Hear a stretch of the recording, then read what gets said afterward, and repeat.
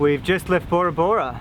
This is our first convoy with 3 other boats. We have Dulceline, Pellanzino and Rufkin. Rufkin is just behind us there. Fairly light winds, which is a little bit unfortunate because I think all the skippers are in race mode. We're going to Suwarrow, one of the Cook Islands, and it should be I'm guessing a 6-day passage. There, 6-day passage.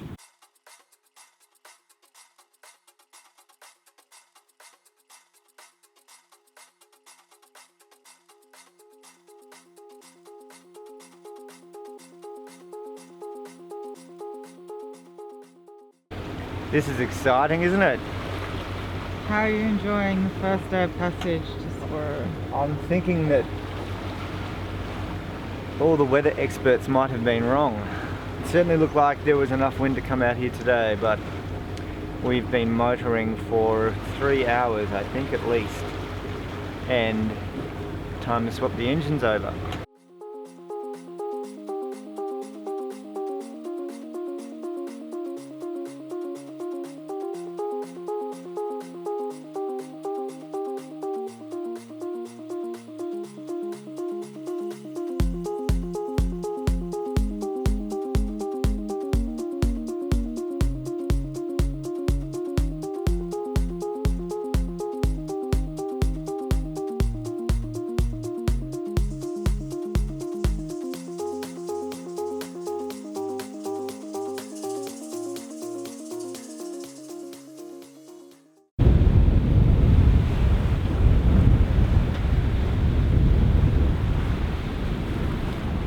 We're on day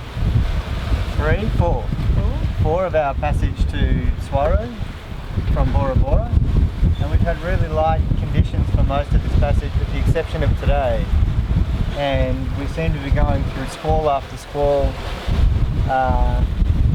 averaging sort of 25 to 30 knots, so it'll probably be our fastest day on passage. The strange thing is we've got friends on a boat that way, or a few friends on boats down there, and they don't have any wind at all, so it's amazing to see how different 15-20 nautical miles can make. It's day 5 on our passage to Suwarrow. We've had a really mixed bag this passage. We've had medium wind, we've had no wind where we've had to motor. Yesterday we had squalls all day, which was a little uncomfortable, but meant we actually got some really decent speed going, so that was good. But it looks like there's not much wind forecast for the next 2 days, which we've got remaining of the passage, so there is going to be a fair bit of motoring to come, unfortunately.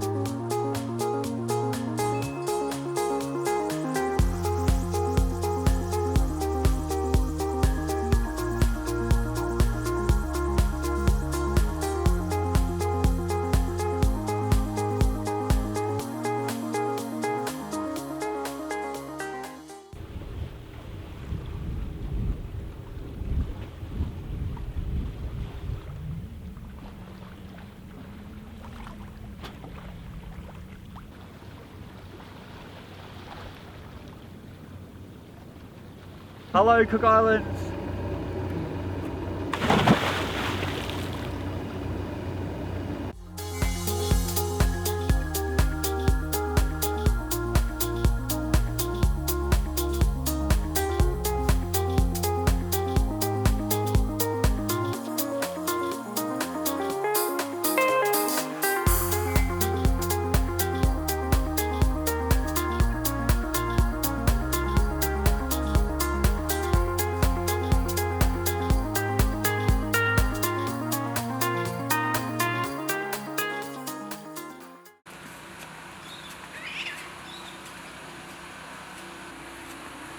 Hello, Harry. How are you?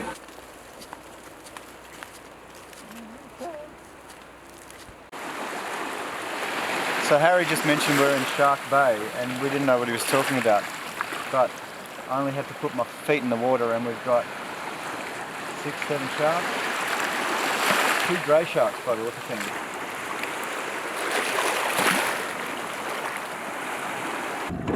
How you going? Pretty good, I'm pretty tired. Had a big day in the water.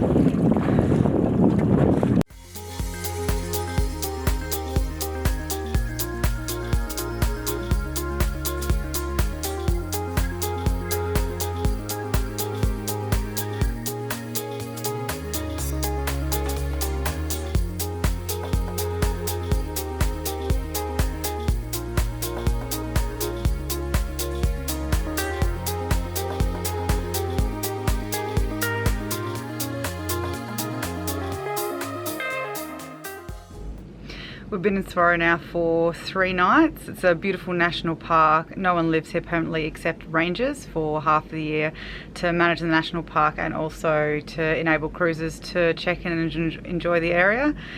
It's really lovely here. There's a few more rules than what we're used to from the countries we've visited, but they're quite strict in terms of spearfishing, use of drones and a few other things which we're not quite used to. But having a great time here. There's some good snorkelling, though we haven't yet seen the manta rays that we have heard live around here, so fingers crossed we'll see them soon. Having dinner on the beach with other cruisers and also just generally hanging out with a lot of the boats that we've known for a while now. Okay.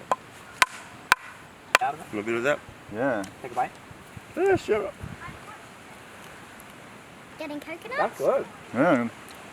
I'll go grab a knife. So this is what, one that's just sprouting in the ground, or? Right. Yeah, that's why. So what's? Probably like the bit where the roots come out of, like you know how coconut after a while gets roots. Yeah. And then goes into a palm tree. Well, that's the The bit. start of its rootstock, The maybe. start of its rootstock. Oh, so when it's trying to seed, like Yeah. it's the food for it. But if you husk it, Yeah. you stop it from actually growing, bury it in the ground, it's got nowhere else to feed this food. Coconut, then it makes that harder. Yep. Feeds on that much harder and sweeter.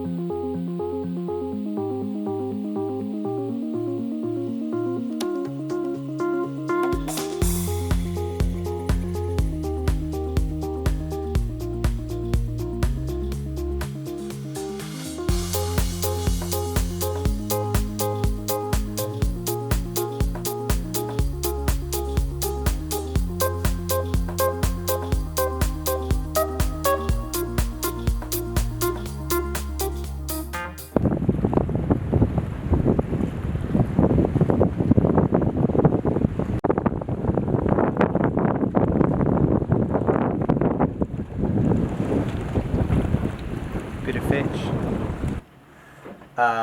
For the first time in our trip, we feel as though we're stuck here, although when you look that way, it's very pretty and we shouldn't be so hard done by. But we really want to get on to Tonga and to some other places, and we've been here for a few more days than we planned, and the weather doesn't look good for us to leave, but I think we'll still leave maybe the day after tomorrow. Fingers crossed. There's 2 lovely guys who are employed by the national park here called John and Harry. Last night we looked at coconut crabs and I got to pick up George, a big 40-year-old coconut crab. How old would that be? That's what it's all about. That's about 40 years old. 40? 40 years? Wow. No, they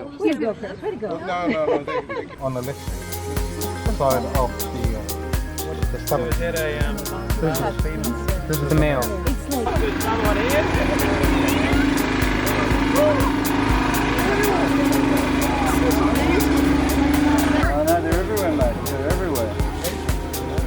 this one.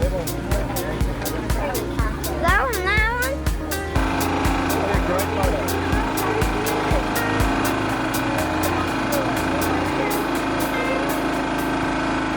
We've been in Suwarrow now for exactly a week and it's time to go. Ironically, it's one of the nicest days we've had in that there's no cloud or overcast skies, so we can really see the beauty of the water around us. But it's time to go. We've had a great time here. We've managed to catch up with some good friends, had some really fun nights, but we've got to keep pushing on west off to Tonga. Hopefully be there in 5 or 6 nights.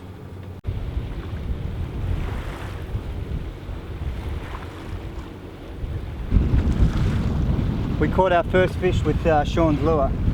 It's a big billfish. I'll try my best to get a picture with it.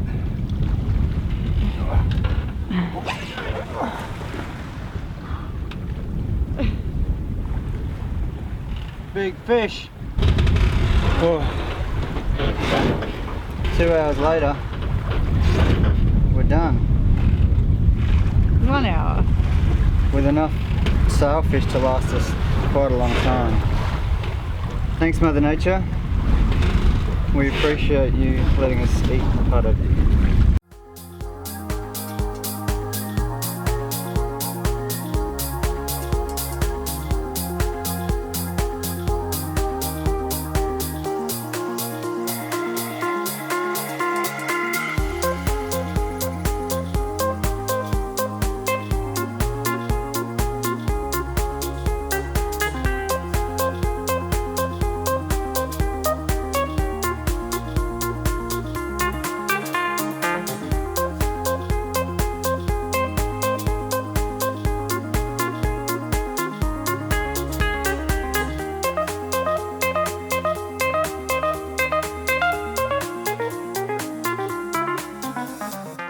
We're day 3 into our passage to Tonga and we've just clocked over 15,000 nautical miles.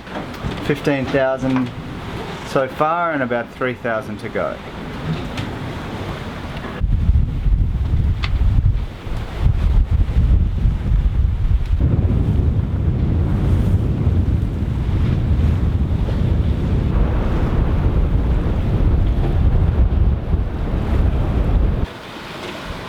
you say? 30 knots, that's what I'll say. Another day, another squall. Yeah. It's day 4 on our passage to Tonga. It's been a bit of a mixed bag again this time with the weather. We've had strong winds, a whole day of squalls, and now no winds, or winds on the nose. So we're motoring, going to be motoring for at least the next 24 hours. The area that we're sailing through right now is impacted by the South Pacific Convergence Zone, which means that the usual trade winds are quite unstable at times. So it's made passage planning and deciding when to go on these long passages a little more challenging. But it's something that we're going to be working with for the next couple of months while we travel through Fiji, Tonga and New Caledonia. So just getting used to it.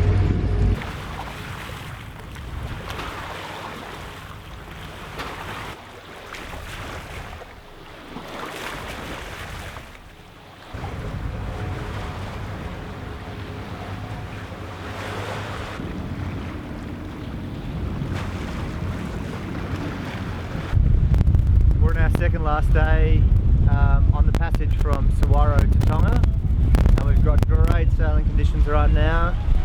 Good steering, which is fun. Doing around 7 to 8 knots of boat speed or speed over ground. Alyssa and I are going a bit loopy. It always sort of happens at the tail end of these passages. Sadly, there's just not much to do. We're desperately low on gas. We're a charity case right now, thanks to the guys on Rafkin, Dave and Tracy. Kindly gave us a bottle, half-full bottle, which will hopefully we can fill for them in Tonga.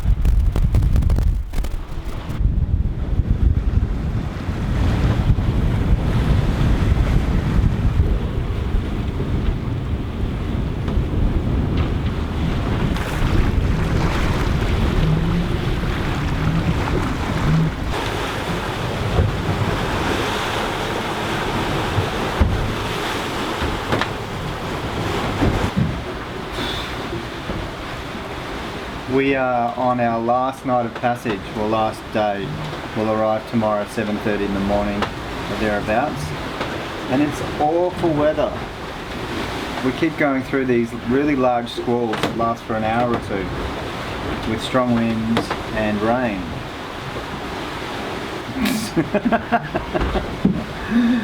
And I'm just super keen to get there. Feels like a really long passage, even though it was only 730 nautical miles, something like that. I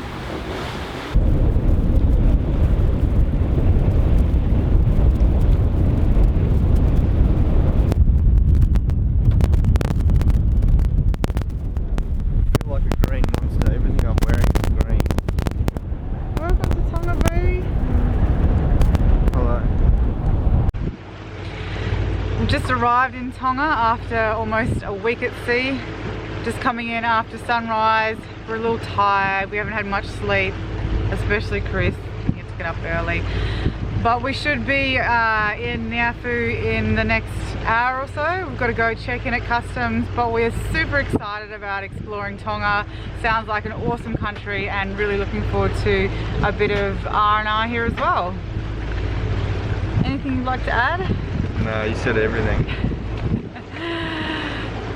Need some sleep.